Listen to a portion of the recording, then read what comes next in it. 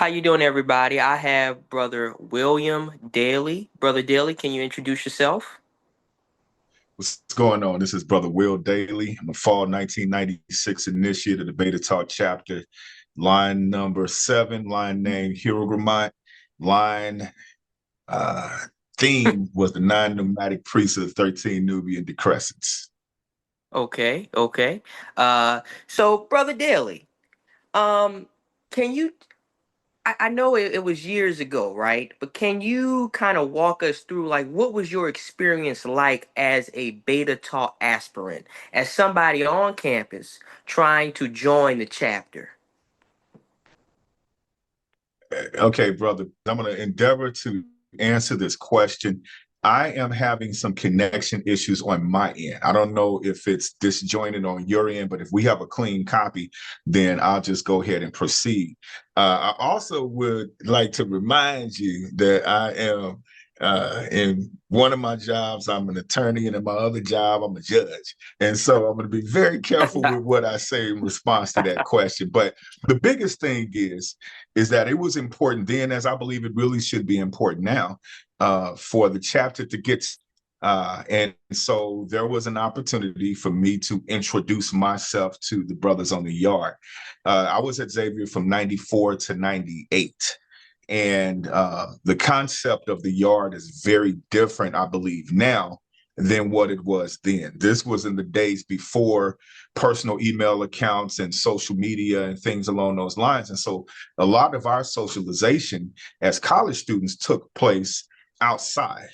And so in on the yard, or as we call it Right. provided opportunities for me to go up face to face, man to man, and introduce myself to all of the members of the Beta Tau chapter at that time. More importantly, we had a lot of brothers who had transferred to Xavier, whether in pharmacy school or otherwise, and may not have been as active in regular chapter meetings, but they were still alphas on the yard.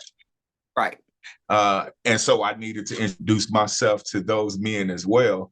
And what that allowed for, I'll never forget, is a brother named Mark Gorham, who actually was one of the transfers to Xavier. And after I did my little official spiel, Mark just asked me, he says, cool, but what do you like as a person? Where do you hang out? What do you do for fun? And we started to Right. vibe and talk on that level.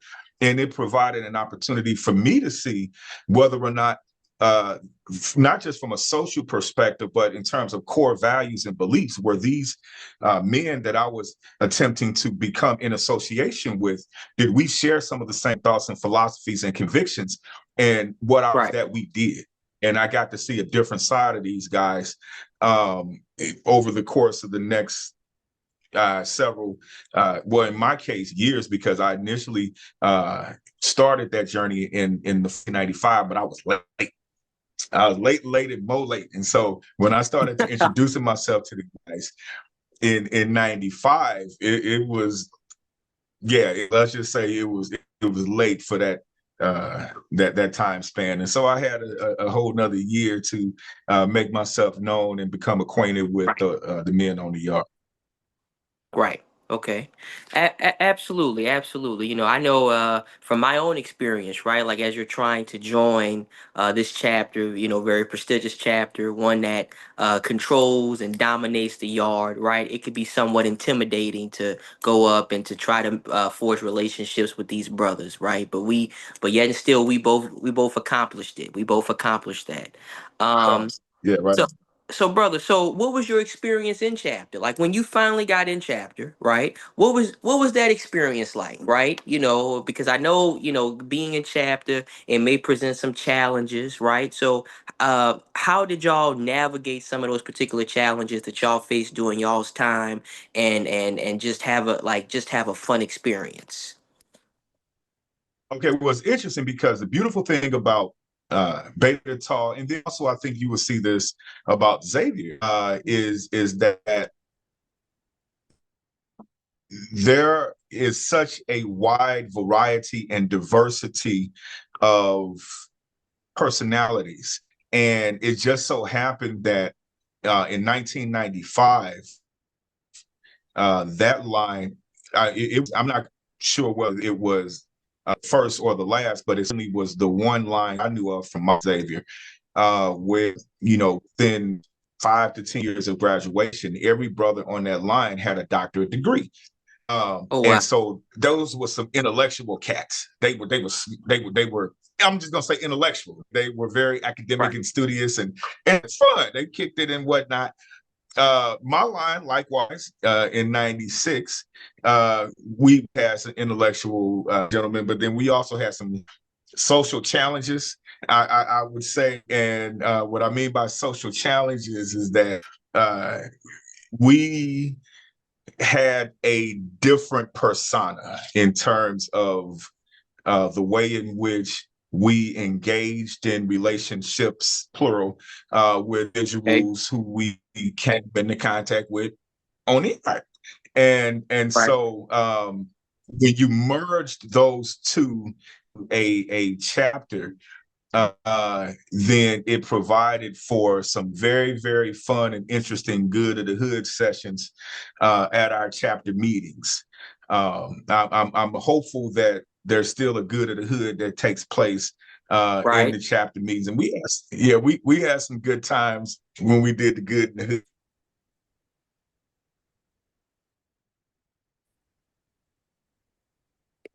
Brother,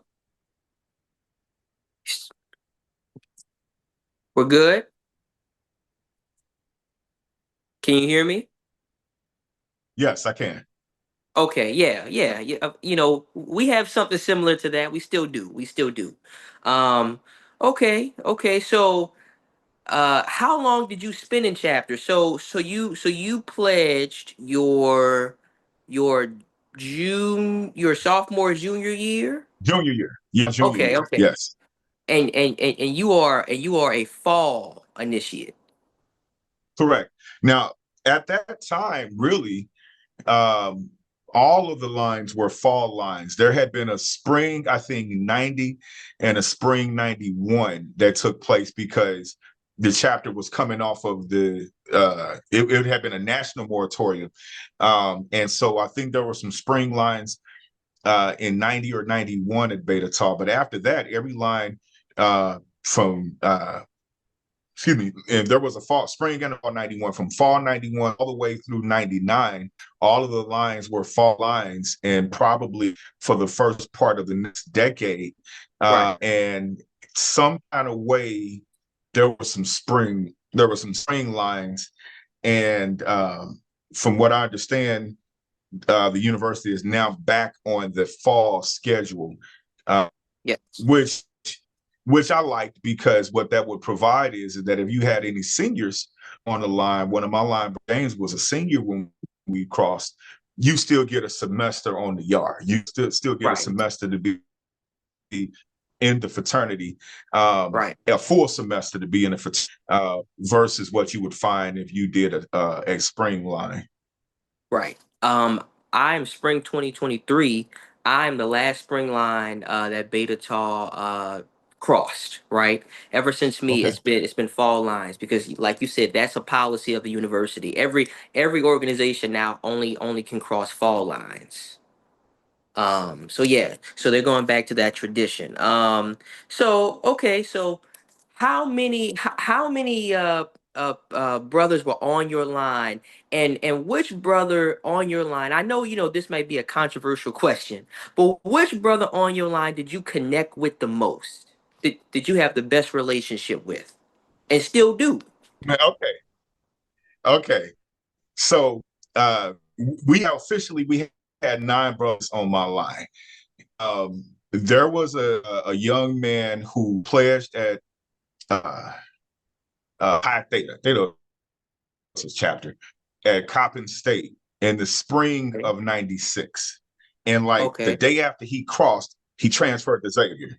Trey Childress, and even though Trey was not on our fall '96 line, he is as close as any of my line brothers because we grew up in Alpha together. He was my same year, and so and we, parallel paths in a lot of different ways. And so that brother, really, we adopted him in our fall '96, to the point now we just say BT 96, so we can include. in that conversation. But I would say that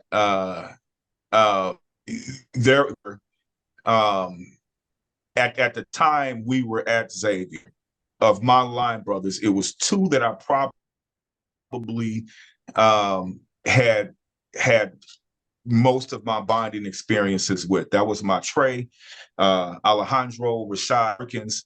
I actually Oh, named my son after him, and we call each other best friends to this day. And then my nine, who's the last guy on my line, Brian McGee, who uh, we we shared many more, not just during our pledge process, but maturing into men at the and then beyond. Um, right. these are guys who I still have some form of contact with nearly on a daily basis. Um, and have done so for the last 30 years or going on 30 years. And we've seen birth, deaths, we've seen marriages, we've seen divorce. In my case, divorces, and it's what we've been able to do is what really I think Beta prepares all men for, is to give you the best chance at being successful in life, just Right. your profession in life. How we learn and grow to become more emotionally mature. We learn to be vulnerable with and among one another, but then in our spouse and in our relationships, how we learn how to be stronger emotion professionals by calling each other out in a brotherly yet a firm way. And then yet the patience and understanding that sometimes, someone just may not be ready to have that talk. I had uh, um, I don't know if I should say this here, if this is going to be published, but um, I'll just say this. And I'll blame the person who came up with the phrases. Rashad did this, but the way that we distinguished between, we would say Will's wedding one, Will's wedding two. I'm now on Will's wedding three, but so we say WW1, WW2. Uh, But what happened is when I was in W2, oh man, my head was just I and and the brothers told me, and said, Will, you weren't ready to receive some of the things that we really wanted to say, so we just was gonna be there to catch you when you fail. But we recognize that you were at that phase of growth, and we had to allow for it. And then likewise, I've done that for them as well at various points in life. And then I'd be remiss if I didn't say this, because I think it deserves a special mention. I'm as is most brothers. I'm very, very close. As are most brothers, I'm very close with my line brothers. Thing about Beta Tau is that once you come into the chapter, then not to say that line distinctions blur, but right. we had a brother who crossed in 95 at Xavier, and he was the only sophomore on his line, Bill Boyd, in 96. Bill was rolling with us, and he and I both happened to be from St. Louis. Bill was one of my first friends at Xavier in Right. '94 when I went down there, and we rolled back. We had one adventure where we had 3 flat tires in the snowstorm, and I was about to lose it. And we stumbling down the road, we see a billboard, and he pointed out that the number was 573, whatever, Right. 1906. And so it's those moments where you find that closeness. And so I'd be remiss if I didn't mention that's a brother who um crossed the year before me. He was my father's in Alpha, but then became one of my best friends, not just in the fraternity, but in life. And it came coming through Beta, serving the fraternity with the BTAA.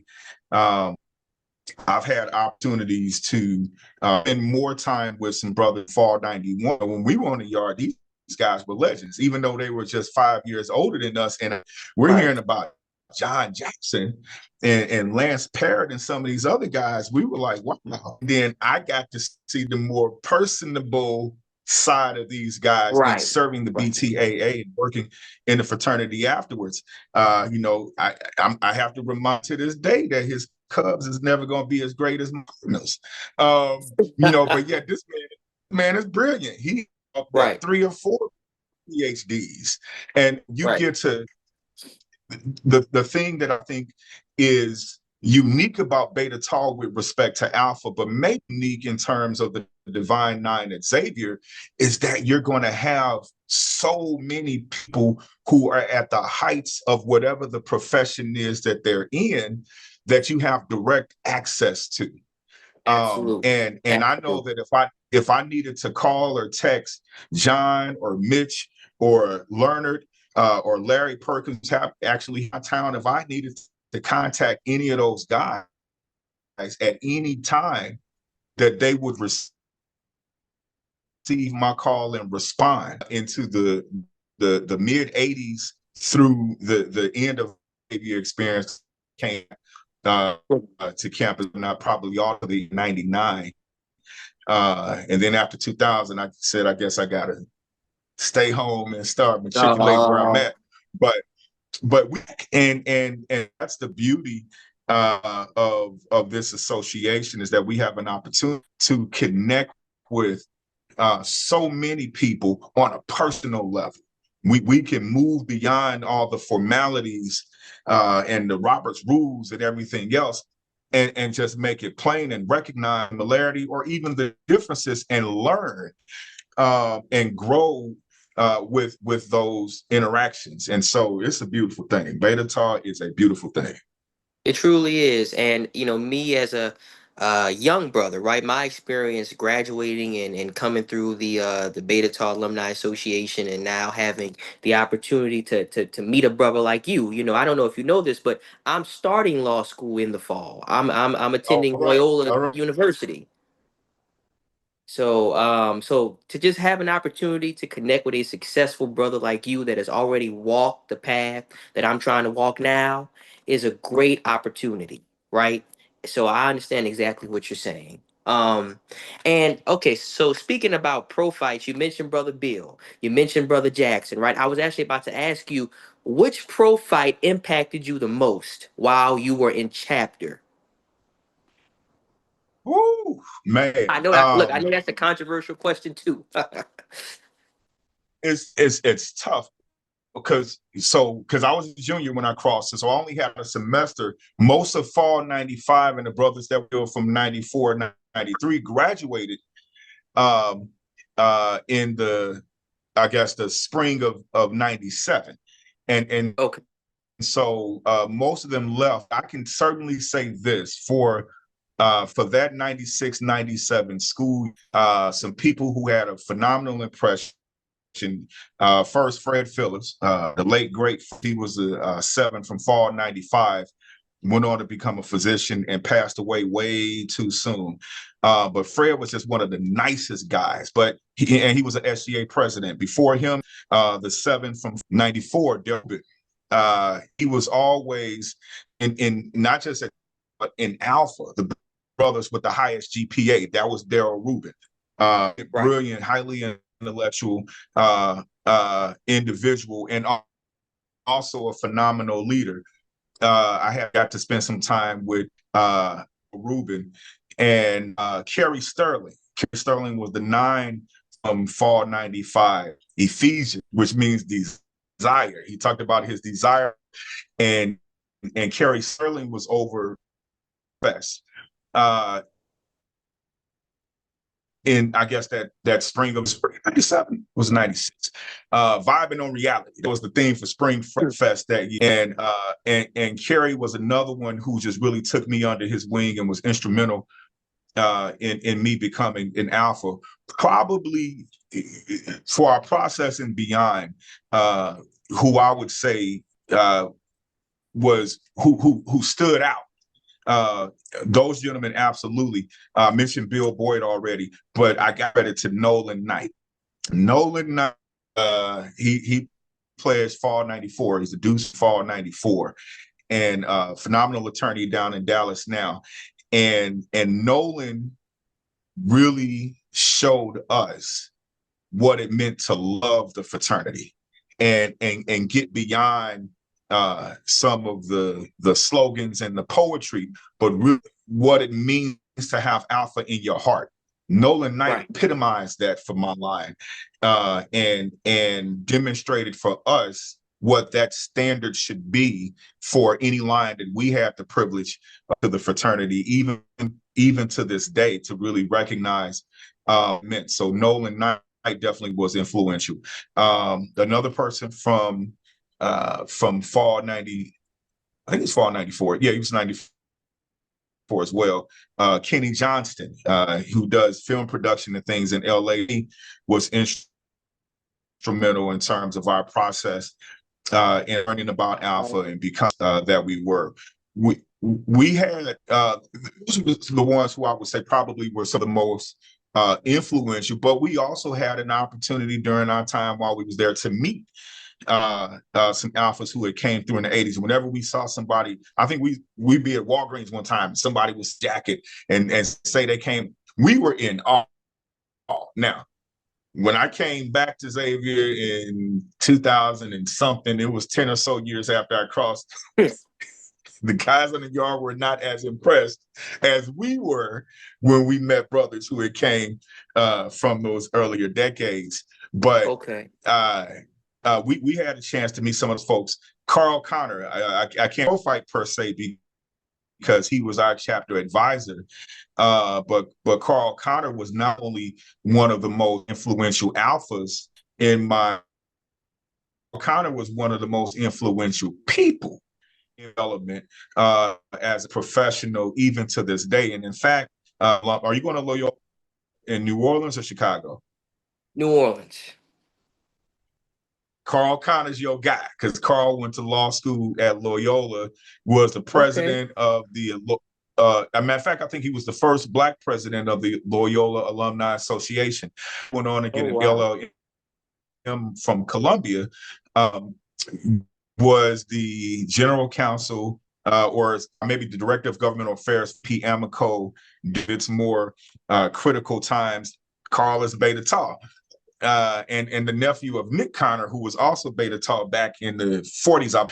And so you have down in New Orleans, you have need to connect with Connor. He will be a phenomenal resource and mentor. The thing we loved about Carl as our chapter advisor is that Carl respected our autonomy as a chapter, but he wasn't going to let us walk out there and do something stupid that would get us in trouble and ruin the rest of our lives. And so he would let us know, this is your chapter. I need to know enough to be able to direct you in the right direction, but don't tell me so much that now I'm unable to advocate for you because now I know if this is going on, I got to report you. Because he also was an attorney, and as an officer of the court, he has certain professional obligations and responsibilities. And as our chapter advisor, he had responsibilities to Xavier and then to the fraternity. And so he gave us enough leeway and wiggle room to be able to be the leaders that we were designed and destined to be, but then also he didn't have us out there so loud that we were beyond a correction.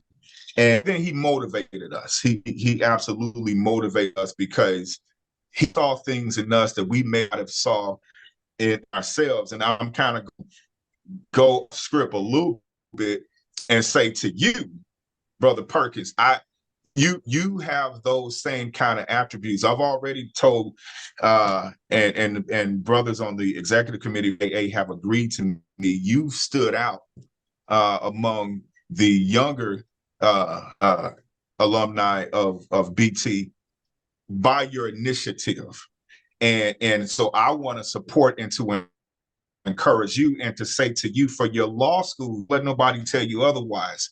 You're better than them.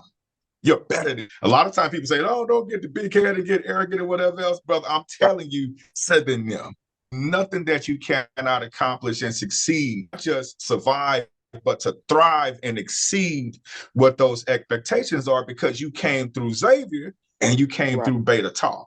And so You were made for moments such as this, and I encourage you because that first semester, your first year, is when everybody gets distinguished. That's when you get to go in and demonstrate. It's like, in his rookie year, you made the All-Star team. What you gonna do? I'm ball out on them.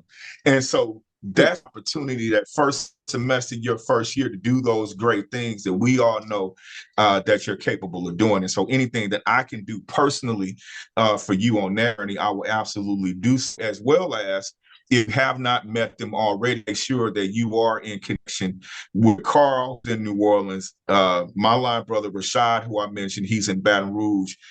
He's not only is he the managing partner, he's a name partner at Hammond Seals, some other people, and Perkins. I don't know who the other names are, but Perkins is on the marquee now at that Baton Okay. Rouge firm. Southern University Hall of Fame, best friend. Make sure you get him. Ron Gath, who I think with the new administration, I don't know what they're doing in terms of the U.S. Attorney's Office, but I know that he was running one of those offices in Louisiana. I mentioned Nolan, who's down in Dallas. But like they say, in cities of population 2, you're going to have probably a Beta Tau brother there that can make sure that you get taken care of. For those guys that I know who are in New Orleans and are very active in their legal fields, I certainly want to make sure that about your journey and what you got going on, and then can open whatever doors that they're able to do so. Matter of fact, I'm on. As soon as we finish, I'm gonna send you. I'm gonna send you. I'm gonna send. You got my connection. I don't know if you have my cell phone, but I'm gonna do a meet and greet via cell with you Okay. and Rashad to make sure that you got his info. Okay, look, brother, I really appreciate that because, again, I'm stepping into this field, and I'm going to Loyola. I don't know a soul over there, right? I'm stepping into new territory. So to talk to brothers that have experienced law school and like specifically went to Loyola, right, and can really give me some insight into what to expect, that would be great. That would really be great. I Okay, absolutely. really appreciate that. But this is the final question, and I think this question kind of like sums up everything we talked about thus far. But I just wanted to give you an opportunity to answer it specifically. So, how do you still hold the light of alpha high with what you do now to the beta tau standard? I'm sorry. I was following you, and then my slow connection. The last part of the question. Okay. So so what you do now, right? How do you still hold the light of alpha high to the beta tau standard in your I got everyday it. life now? Absolutely, absolutely. Okay, I understand the question. So I started my legal journey at a big law firm, and I was there for 4 years. Then I started in private practice, and one of the things that I learned in that transition from a big to a solo practitioner, and then to where I am now, is something that Kerry Sterling said to me. You want to be humble but not subservient, confident but not arrogant. And one of the things I still struggle with it somewhat is marketing ourselves, because in my mind, I may think that I'm better than what's on the other side of the courtroom in terms of skill, not as a human Right. being, but in terms of being able to law and being persuasive of the facts in my legal argument. Um, but it doesn't matter if you don't get the results. Right. And in getting the results, you have to say at what cost. And so the thing that I recognize about Beta Tau is that we have that tenacity, we have that drive to be exceptional in whatever we have going on. But we went to Xavier, and Xavier, and this may be sacrilegious to well, I'm gonna say it. I think Xavier, the spirit of North C. Francis, resonates just as much as that of St. Cap Drexel in Right. shaping what the university really represents. And there is an appreciation for the sanctity of human life. A big part of my law practice, and I'll kind of narrow in with your question with this. A big part of my law practice, family law. One of the things that I had to recognize is that family law is a lot of dealing with emotions. Right. And you can't litigate emotions. The General Assembly cannot legislate emotions. The courts cannot adjudicate emotions. And so when you get a person that's going through that experience, then it's very important that as an attorney, I distinguish myself from all the other attorneys that may be out there that's just trying to Right. rack up billable hours and Right. make an impact on that person's life, empowering him or her to then later on take the law and make better decisions for themselves, maybe for their kids, or whatever their experience is. So I'd like to say or believe that it's the willingness that I have to not conform to the stereotypical image of an attorney or even a family law attorney, and to transcend that. Like Alpha, we transcend all, to transcend Right. that by being a unique type of attorney who will bring some revolutionary ideas and tactics to what may look like a traditional experience, and then the outcome being something that's transformative, not just in the eyes of the parties in that case, but in the eyes of the attorneys that I may with or against, as well as the judges that I appear in front of. I would like to say that when I'm finished with that experience, something about how I represented that client is different than any Right. other lawyer, any other, even alpha lawyer would have been able to in Right. that circumstance. And I completely get what you're trying to say, right? It's not just it's not just being good or great. It's about being transformative and striving to be the best, right? And that's the standard. That's the standard. Um, I really appreciate you taking the time to talk with me, brother, and contribute to this alumni interview series. Are you are you stopping by Xavier this year for the Centennial Homecoming? That's my plan. That is my absolute plan. I'm gonna feel a lot more confident in it once I arrange some airfare and lodging. But check with me in about 3 weeks, and I should have all thereof. Okay. Well, okay, brother.